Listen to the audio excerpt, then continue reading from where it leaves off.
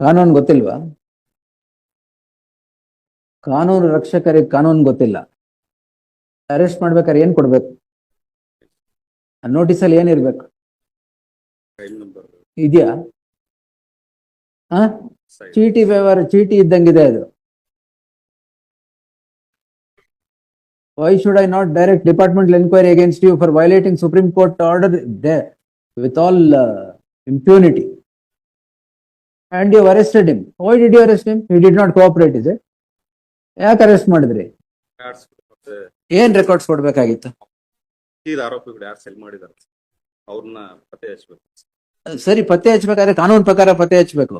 ಅದಕ್ಕೆ ಫಸ್ಟ್ ಕೊಡ್ಬೇಕು, ನೋಟಿಸ್ ಕೊಡ್ಬೇಕು. ನೋಟಿಸ್ ಅಲ್ಲಿ ಎಲ್ಲ ಇರಬೇಕು. ಇವ್ರು ಯಾಕೆ ಬಂದಿದ್ದಾರೆ ಅಂತ ಕೇಳಬೇಕು.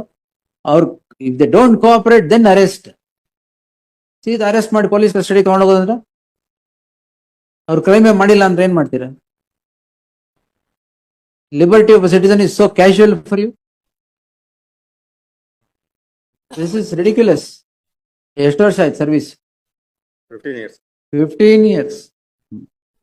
ಕಾನೂನು ಗೊತ್ತಿಲ್ಲ. What is this? I told him. ಏನ್ ಇವರೆಲ್ಲ ಓರಿಯಂಟೇಶನ್ ಕ್ಲಾಸ್ ಹಾಕ್ಬೇಕು ಮತ್ತೆ. I told him today afternoon. ಕಾನೂನು ಏನು ಅಂತ